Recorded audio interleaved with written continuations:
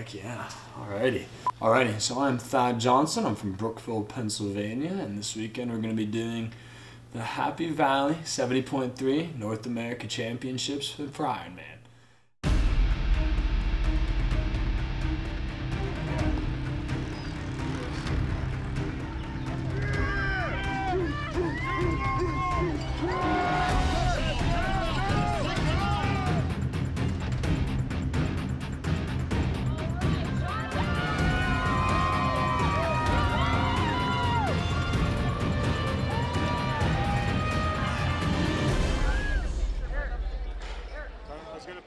Yeah, I've been doing this for a long time now. It's been about 3 years. I was a swimmer for 16 years. Then I got into doing marathon running after college. And then from there, my one friend dared me in order to do a half Ironman. And I decided to do it. So then we went through. I beat him. Sorry, Matt. But I did that. And then now I've been doing my second one where I did a 140.6 in Lake Placid. And then this weekend I'll be taking it on where I was now introduced to be a all-world athlete this past weekend for my performance at Lake Placid last year, and yeah, it's gonna be a lot of fun. I'm looking forward to this. Most of the time, it's a lot of early mornings, 5 a.m. runs, or a majority of the time. Right now, I've been putting in about 45 to 55 miles a week of running, 250 to 300 miles of bike riding, and then swimming. I don't do as much. For swimming that long, didn't have to. I've only swam a couple times this past few weeks, and it's majority of the time biking. I mean, I spend roughly about 16 hours a week just training alone, besides working. So definitely, no matter what, if you're a swimmer, the swim is probably, everybody's gonna say it's the worst. It's not. It's honestly the easiest of all of them. As long as you can just go and focus on learning your stroke and being efficient, it's only 1.2 miles. It's not crazy. It's way easier. You got, after that point, you got, 69.1 miles to go. So you got your entire race. I'd say the hardest part is running, for sure. That's the part that I hate the most. Running is one of those things that, it's not nice on your body. Swimming is extremely freeing on your body. Cycling is really good on your joints. Running just makes you want to die a little bit each time. Each step you take is just more pressure getting put onto your legs. And last year I did a 50 miler. I got to do the BPN Survive the Night, which I did decently at, but in that meantime I picked up an injury in my right hip where I have a pinched nerve. So my right leg, when running, sometimes just goes completely numb. So tomorrow when I'm doing this, if it goes numb, it's just less pain that I have to feel. But for majority of the people, swimming is the worst because a lot of people don't come from swimming backgrounds. But honestly, it's just whatever you can play to your own strengths. It's just whatever you can do your best at and make sure that you get better at the others. It's supposed to be beautiful tomorrow. My only thing is I'm a big running in the rain guy and biking in the rain. I like to play to my disadvantage, for everybody's disadvantages, I should say. And those are my advantages. Every race that I've ever done, it has rained for.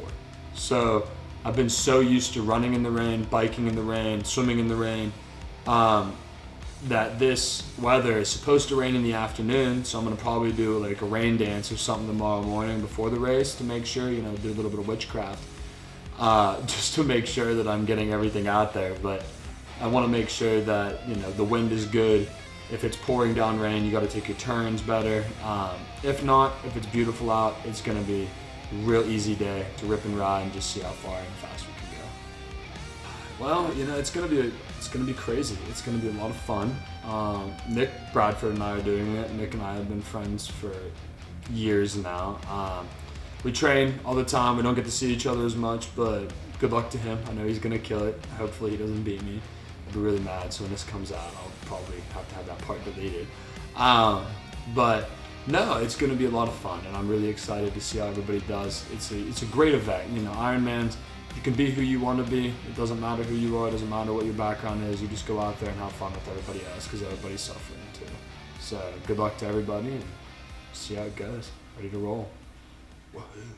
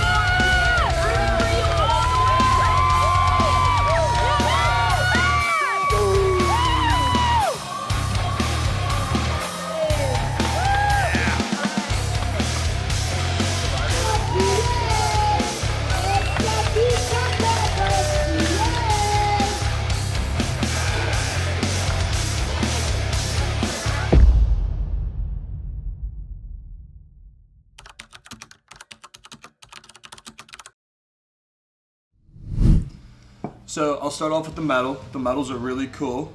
I don't know if you can see that or not, but the medals are really, really cool this year. This was the North America Championship, so there was a ton of pros and semi-pros at it. Yeah, you can see that. That's cool. That's so sick.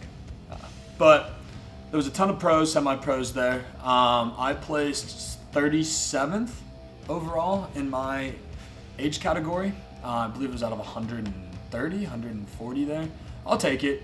It wasn't my best race, but with the conditions of the day, I'll take it. It got progressively warmer. There was tons of debris all over the road for the biking, and the biking portion had tons of debris, literal horse poop half the time. But the race itself was great. I honestly really had a fun time with it. There was a ton of spectators. I dropped 4 minutes total off of my PR. Whenever I did that at Jones Beach 2 years ago, I went 5:09. This year I went 5:05. The difference in that is about 4,600 feet of elevation difference. So with that amount of elevation on this course, I averaged a way higher time than I did last year for my first 140.6 at Lake Placid. I averaged 21 miles an hour on the bike this year, and then my run was about an 8:14. I have never ran or done a race where it hasn't rained. So every race that I've ever done, it's rained. And this was the first one I've ever done where I haven't had that type of advantage. I was kind of out of my comfort zone there. And I noticed with a lot of the new gear that I've had, I got a new helmet, I had a new bike, I had leg sleeves, I had all types of stuff in order to make my wattage just, a lot easier for me to maintain anything on the bicycling. I felt my power was good. I felt that my overall intervals were great. I thought that there was a lot of work that I can do for California, hence the shirt today, because this is the coordinates for Yosemite National Park, where I'll be going afterwards in California, in Sacramento, on October 18th, so you better tune in and track me. But it was good. It was good overall. I'll take it. My legs cramped up really hard on the run for the first about 8 miles of 13, so I barely could move. Honestly, I stopped at about 0.6 miles and I thought, I have no idea how I'm going to finish this race. Just push through, get to the mile, get to the 2 mile, and then just keep trying to pace it from there. I ran with this kid. He was really nice. I think his name was Cody. I ran with him for a while, and it was just a lot of fun. We had a great time. I talked with him, kind of tried to forget about the cramps. Every time I got to an aid station, I would make sure that I got electrolytes. Just tried putting everything into my body, making sure that my quads, because most from about my whole IT band area on both legs were cramping up the whole way down.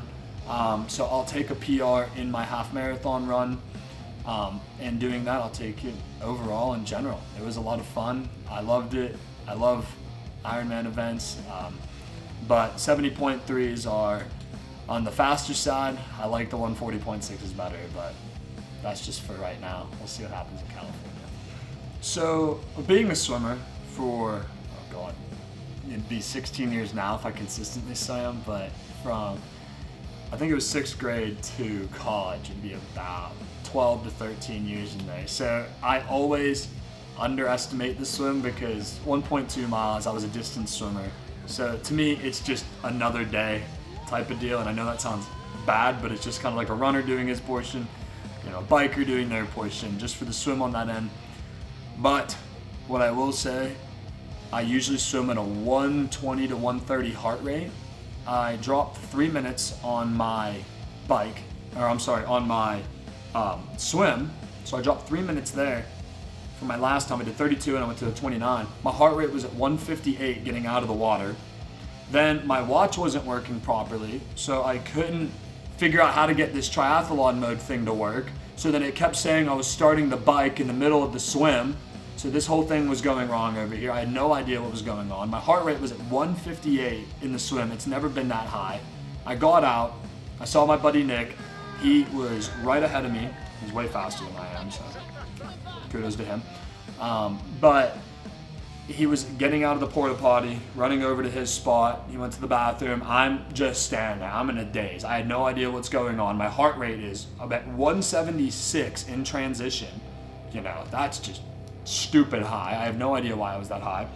And I then dumped my bike. trying to bring it over, lost a water bottle, got on the bike, and I genuinely thought, I have no idea how I'm going to finish this race. Nothing is going right now. I am just trying to get from point A to point B.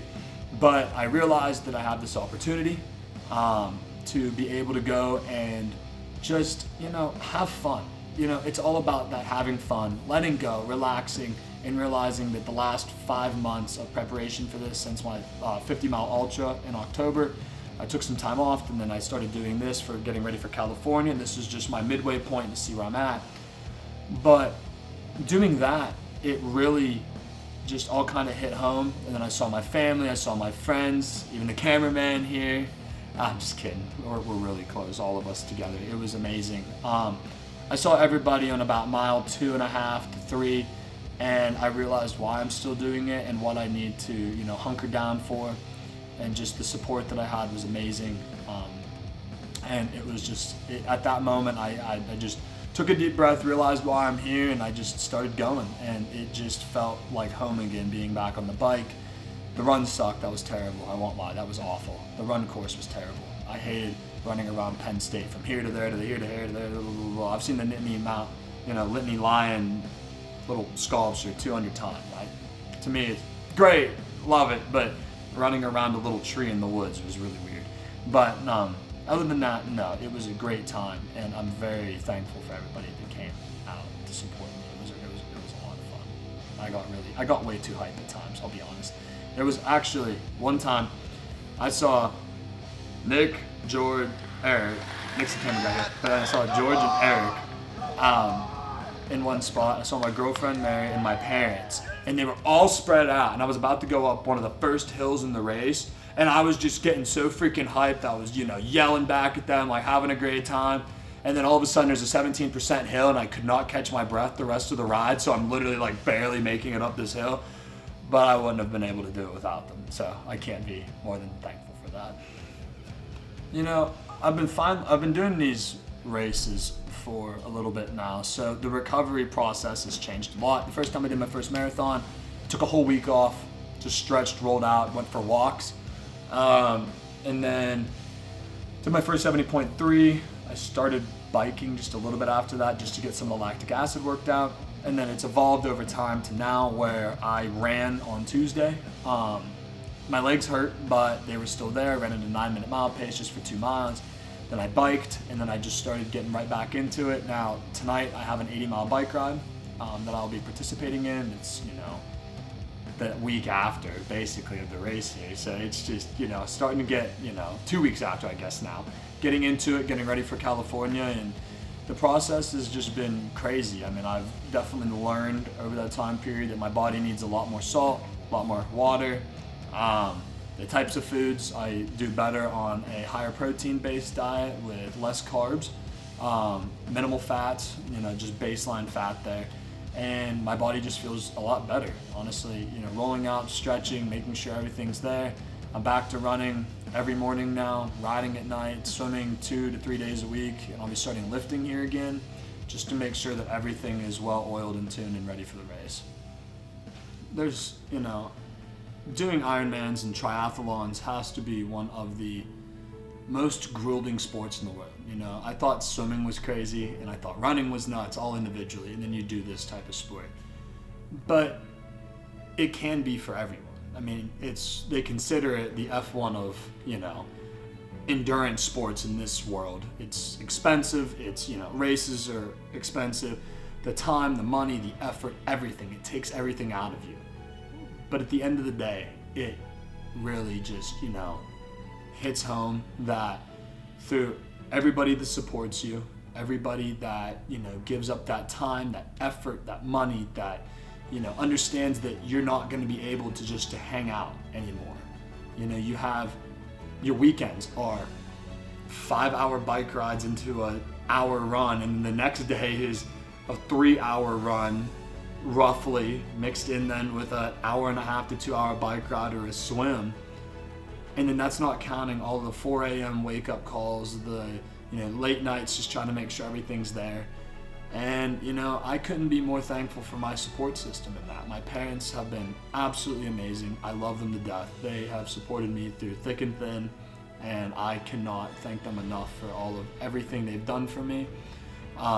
They have just really been there for me and done everything. All my friends, my girlfriend, everybody has just done so much for me, and they've given up a lot for me, and I'm very appreciative of it. And that's why when I get out onto race day, I don't just think about myself. It's always everybody else. It's not just me. It's everybody that's gotten me to this point. It doesn't matter what's going on in life right now. Put that off to the side. If it's really good or if it's really bad, it doesn't matter. It just matters about what's in this moment and how I can prove to them that I have succeeded in every effort and sacrifice that they have made for me. And I honestly couldn't be more thankful and loving of them, honestly.